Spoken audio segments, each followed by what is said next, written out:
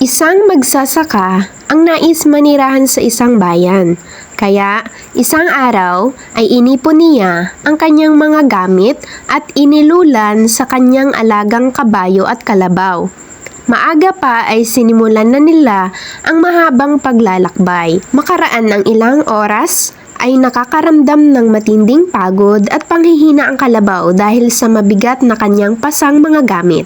Kaibigang kabayo, di hamak na mas mabigat ang pasan kong gamit kaysa sa iyo. Maaari bang tulungan mo ako at pasanin mo yung iba? Pakiusap ng kalabaw.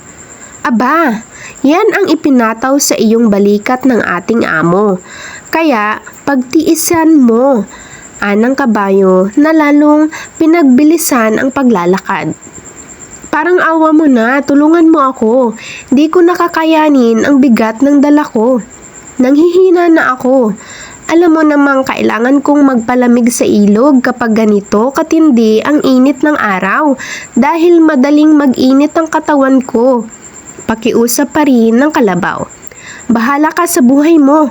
Naiinis na sagot ni kabayo. Makaraan pa ang isang oras at lalong tumindi ang init ng araw. Hindi nagtagal, ang kalabaw ay ginupo ng bigat ng kanyang dala at siya ay pumanaw.